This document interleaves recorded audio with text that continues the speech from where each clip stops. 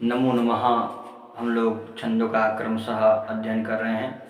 इसी के श्रेणी में आज हम चतुर्दशाक्षरावृत्ति यानी जिनमें 14 वर्ण जिनके प्रत्येक पाद में हो ऐसे छंद का अध्ययन करेंगे, यानी वसंत तिलका छंद का अध्ययन करेंगे।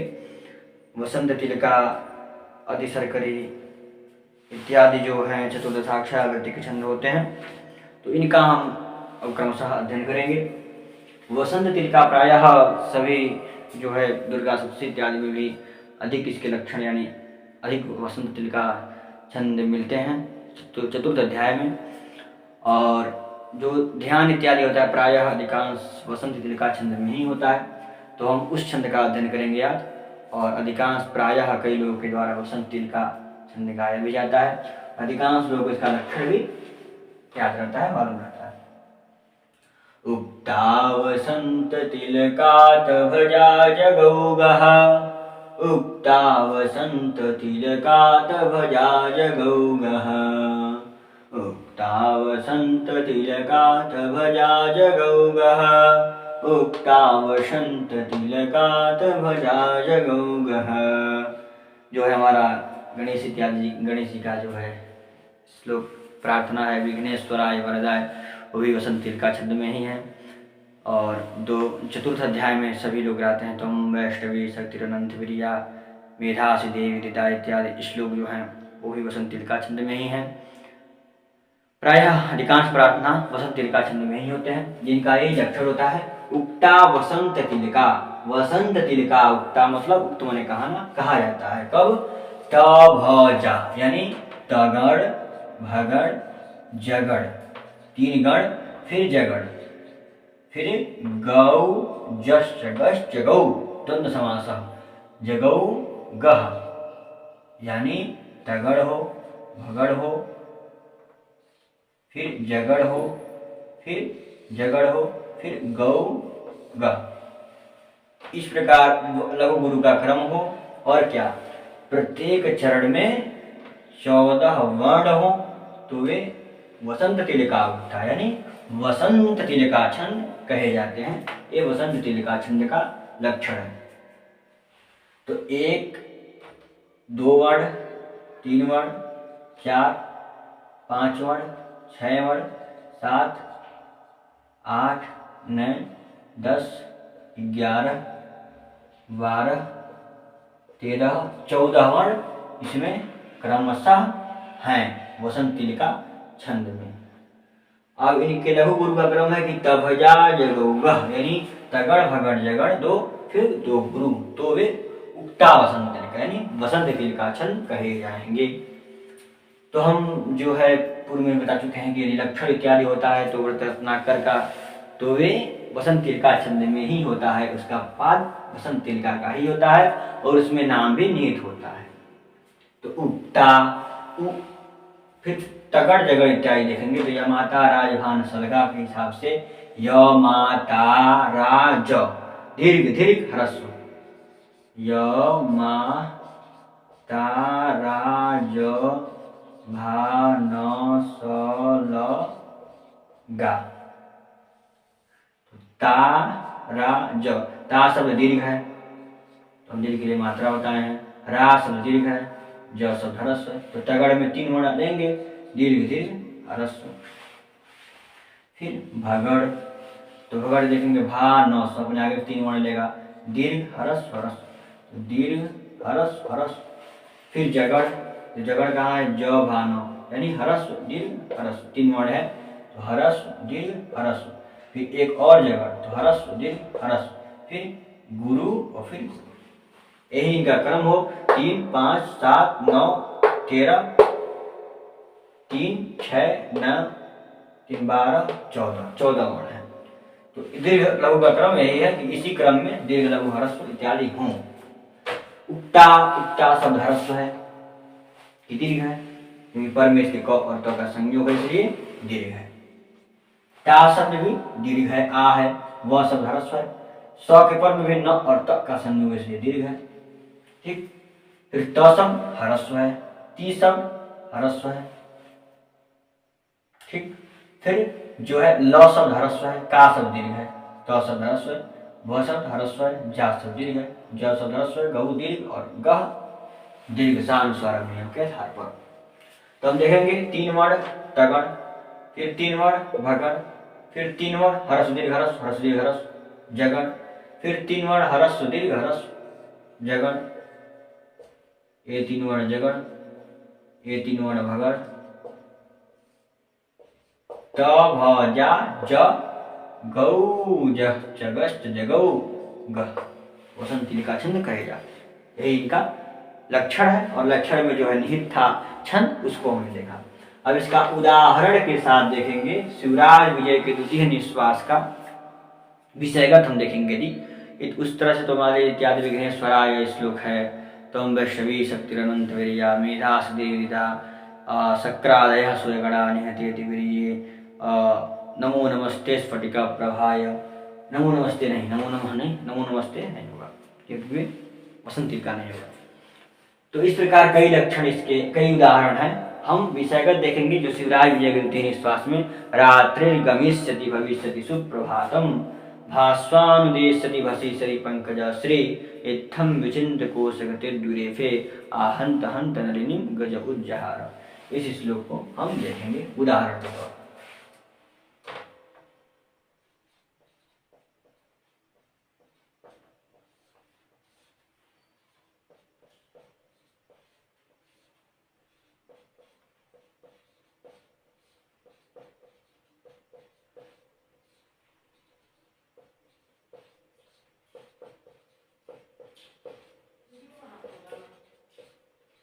भविष्यति सुप्रभातम रात्रिर्गमिष्यति भविष्यति सुप्रभातम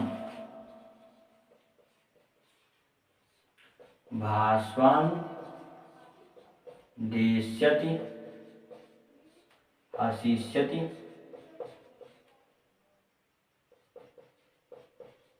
पंकजश्री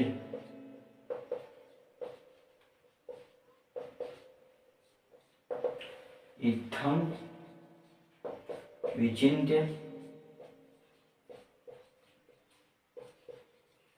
कोशगते द्विरेफे आहंत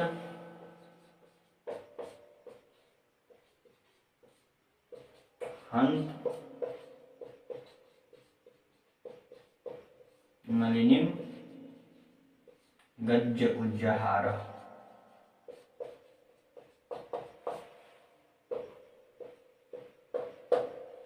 आहंत हंत नलिनीं गजुज्जहार। आहंत हंत नलिनीं गजुज्जहार। आहंत हंत नलिनीं गजुज्जहार।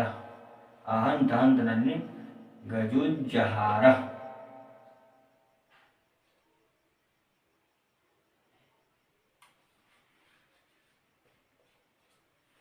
इसी श्लोक को हम जो है पुनः लिखेंगे अंतिम पद पुस्तक के द्वारा।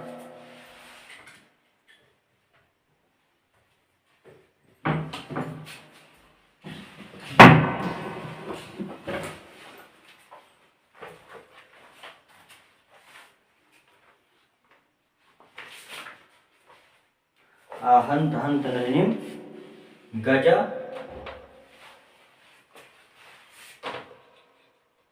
उज्जहार।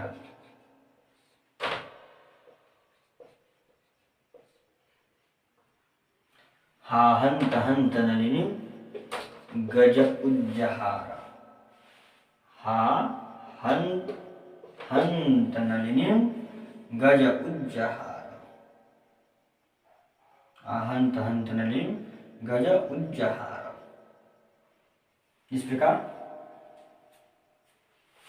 जो है हम इस श्लोक के माध्यम से देखेंगे।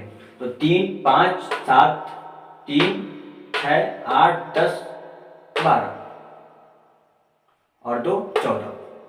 3, 2, 5, 6, 8, 10, 12, 14। 3, 2, 5, 6, 8, 10, 12, 14। 2, 4, 6, 3, 9 और 3, 12। 2, 4, 6, 8, 10, 12। इत्थं विचिन्तयति, यहाँ पर विचिन्तयति शब्द है। लिखने में त्रुटि है, इसलिए कम वर्ण पढ़ रहे थे। विचिन्तयति, इत्थम विचिन्तयति शब्द। कोशगते द्विरेफे, तो 2 4 6 8 10 12 14। और हाहंत, हाहंत हंत 4 3 7 2 9 2 4 6 8 10 12 14 वर्ण। तो वसंत तिल का छंद तब होता है जिसके प्रत्येक पाद यानी चारों पादों में 14 14 वर्ण हो और चारों पादों को मिलाकर 56 वर्ण हो, तो वे वसंत तिल का छंद कहलाते हैं। चारों पादों को फिर करेंगे 56 वर्ण होंगे। अब हर्ष गुरु के आधार पर उक्ता वसंत तिल का तभजा जगौगह, यानी तगड़ हो, भगड़ हो, जगड़ हो, जगड़ हो, यानी 2 जगड़, तगड़ भगड़ 2 जगड़ और 2 गुरु हो, तो वे वसंत तिल का उक्ता वसंत तिल का छंद कहलाएंगे। तो रा शब्द हमारा दीर्घ है, त्रि शब्द ह्रस्व है, लेकिन पर में ग और र है, संयोग है, जो है संयोगे च नियम के आधार पर संयोग के पूर्व पर में हो तो उनको गुरु हो जाता है, तो इनको गुरु हो जाएगा, त्रि को गुरु मानेंगे। ग शब्द ह्रस्व है, मी शब्द के पर में भी स और य का संयोग होने से गुरु है, य शब्द ह्रस्व है, और टी शब्द भ शब्द भी ह्रस्व है, वी शब्द के पर में भी स और य का संयोग होने से दीर्घ है, य शब्द ह्रस्व, टी शब्द ह्रस्व। सु शब्द भी ह्रस्व है, प और र का संयोग होने से प ह्रस्व, भा दीर्घ, तब में अनुस्वार है तो दीर्घ। तो देखेंगे तगड़ दीर्घ ह्रस्व, फिर भगड़ ह्रस्व दीर्घ ह्रस्व, देखिए फिर जो है जगड़, जगड़ भी ह्रस्व दीर्घ ह्रस्व, दीर्घ दीर्घ ह्रस्व, इधर से इधर वर्ण है, यह ह्रस्व यहाँ पर है, ठीक। तो यहाँ पर दीर्घ ह्रस्व ह्रस्व, फिर ह्रस्व दीर्घ ह्रस्व, ह्रस्व दीर्घ ह्रस्व जगड़ में, फिर जो है जगड़ फिर से ह्रस्व दीर्घ ह्रस्व, ठीक, यहाँ तक। फिर 2 गुरु है, 2 गुरु। इसी प्रकार हम भा भी गुरु है, वह भी गुरु है, वाह वाह भा स्वा शब्द है, नु शब्द ह्रस्व है, दे शब्द भी गुरु है, इस पर में संयोग है, य शब्द ह्रस्व है, टी शब्द ह्रस्व है। क्रमशः उसी प्रकार हर्ष गुरु के आधार पर इसमें भी वर्ण मिलते हैं। इस प्रकार इत्थम विचिन्तयति में भी उसी प्रकार हर्ष गुरु के आधार पर वर्ण है। और हा शब्द भी दीर्घ है, हन, फिर हरस दीर्घ, हरस न हरस, ली हरस दीर्घ, क्रमशः उसी प्रकार वर्णों की संख्या है। ग हरस, ज हरस, उ जी दीर्घ, ज हरस हा, यही क्रम है। इसी प्रकार 2 दीर्घ, पादंतस्थ विकल्प में। उसी प्रकार हम देखेंगे तगड़ में आएंगे इतने वर्ण, फिर जो है भगड़ में आएंगे दीर्घ ह्रस्व दीर्घ ह्रस्व, फिर जो है जगड़ में, ये भी जगड़ में, और दो ये था इनका एक उदाहरण के द्वारा हमने समझा। अब गायन क्रम को देखेंगे कि गाया किस प्रकार जाता है वसंत तिल का छंद को। तो रात्रिर्गमिष्यति भविष्यति सुप्रभातम्, भास्वानुदेश्यति हसिष्यति पंकजश्रीः, इत्थं विचिन्तयति कोशगते द्विरेफे, हा हन्त हन्त नलिनीङ्गज उज्जहार। इस प्रकार हमने वसंत तिल का जो अधिकांश छंद मिलता है और अधिकांश लोगों के द्वारा गाए जाने वाला छंद है, इसके बारे में हमने अध्ययन किया। और इस प्रकार हम जाने कि जो हम जो प्रार्थना इत्यादि श्लोकों में गाते हैं, भगवान का प्रार्थना करते हैं, सानंदम आनंद वने वसंतम इत्यादि, उसमें किस प्रकार के छंद है, गंगा तरंग रमणी जटा कलापम, किस प्रकार का छंद है, इसके बारे में हमने जाना। और वसंत तिल का छंद को लक्षण और विषयगत उदाहरण को समझा। इसी प्रकार आज के लिए इतना ही। नमो नमः।